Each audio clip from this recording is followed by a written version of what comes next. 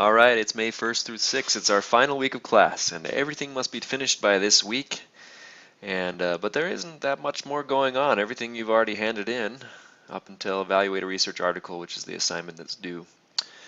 So that's it. There's no more discussions, no more assignments and so forth, except for this last one, evaluate a research article. And it is what it says. It's an opportunity for you to take one of the research articles that you are familiar with, or maybe even a new one, and evaluate its quality based on all the things that you've learned this semester.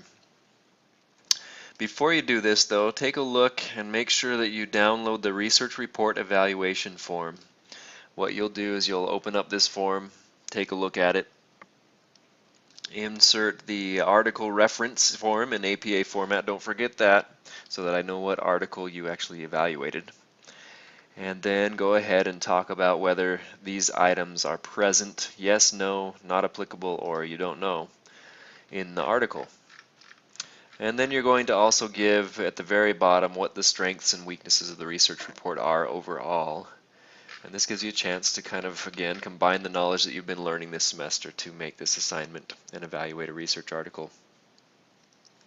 Now, one interesting thing that I've done is I've taken a look at this evaluation of the research article and kind of taken a look and said, you know, these are the items that really are more important than other items in the evaluation. There's so many items in this form. Which ones are the most important when you evaluate a research article? Because again, not just for this assignment, but for the future, when you look at research articles and research studies that have been done, you want to be able to kind of key in on those elements that I think are most important for evaluating the quality of that article. So the first one here is, does the quantitative, if it's a quantitative article, does the quantitative problem statement indicate the variables of interest and the specific relationship between those variables that were investigated? So it's important that a quantitative research study talks about exactly what the variables are and explains those in some detail. It can't just be something like self-confidence. Instead, they need to talk about how self-confidence is defined, or how it's measured, at least, for the research to work. The next one is, does the researcher have the knowledge and skill to carry out the proposed research? It's important that the researcher has the knowledge and skill in order to carry out the research, not just, it can't just be someone who doesn't have any expertise in the area. So those are the two that are important there. Under the review of literature, I want to see that most of the sources are primary. Most of the sources should be research studies that have been conducted. And then, have the references been critically analyzed and the results of various studies compared and contrasted? So in other words, the author should compare and contrast different findings from different previous research studies and discuss those. Does the review conclude with a summary and interpretation of the literature and its implications for the problem under study? So again, it should include an original to this article summary of the literature and what its implications are for the current study that you're reading. Under the hypothesis, are specific research questions listed or specific hypotheses stated? That's probably the most important element there. And under participants, if a sample was selected, is the method of selecting the sample clearly described? A lot of times in research studies this is not clearly described, and that's a real problem because you don't know how they selected the sample. It could have been that the people that they got for their sample were just conveniently sampled, and it could really skew the results and really nullify the findings from the study if a good sampling method was not used. Next is, if the study was quantitative, does the sample size meet the suggested guidelines for the minimum sample size appropriate for the method of research presented? And I have a little table here that talks about minimum sample size for different, or required sample size for different population sizes. So let's say the entire population of teachers, well, for a study that I did, it was about 12,000. Then if I want a confidence of 95% and a margin of error of 5%, I need at least 370 respondents. So that's one way to look at it, is to really make sure that you get enough population or enough sample from your population. In my study, I also needed maybe 370 to 378 or 622 to 646 people, and I was able to get 1,078, so I think I did pretty well. I probably had a margin of error around what would that be? You know, around maybe 3.5% with a confidence of 99 based on what I got in my study. So those are some things to know about sample size and choosing an appropriate sample. Instruments. Are the instruments appropriate for measuring the intended variables? And are the purpose, content, validity, reliability of each instrument described? Those are the more important elements from instruments, along with whether the researcher, again, has the needed skills or experience to conduct or construct or administer an instrument. So, are the procedures described in sufficient detail to permit replication by another researcher? That's probably the most important item from procedure or design section of an article. And does the researcher discuss or account for any potentially confounding variables that he or she was unable to control?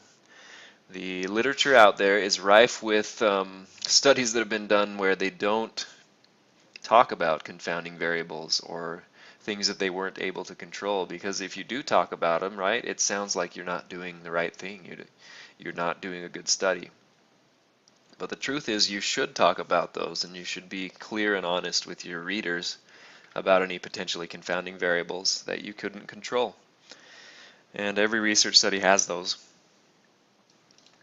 Results. Are the tests of significance appropriate given the hypotheses of and design of the study? So it's important again to make sure that the statistical tests of significance are appropriate. The discussion. Are generalizations consistent with the results? A lot of times you also see in the literature that researchers tend to overgeneralize their results. They might say, well, if this worked in my state, then it would likely work in any state, or it will work in any state if you try it in your state. But no, the researcher should be more cautious and say something like, well, in similar states with populations that are similar to this state. Or, you know, try not to overgeneralize things. You want to be cautious. And then are the possible effects of uncontrolled variables on the results discussed as well? And that's going back to the other one that we talked about where, you know, does the researcher account for any potentially confounding variables, and then are the possible effects of those discussed as well? In the abstract of any article, a lot of abstracts are missing this one, the major results and conclusions. So we have to have those in the abstract. The reason why is because when you read an abstract, it should really tell you what you're reading, what you're going to be reading in the article, instead of having to go through the article and finding it out. A lot of researchers think, well, we've got to keep it secret till they read the full article. Nope. In the abstract or summary, you need to include the findings, the major results and conclusions. And then finally, are the characteristics or experiences that differentiate the groups or the grouping variable clearly described? In other words, with an experimental research study, you have a control and you have a treatment group. Are those very clearly described what the differences are?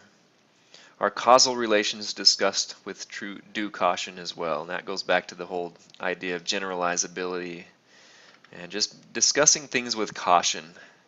And not saying that since these results were so great, anyone can do this and it will lead to some great results in your situation too.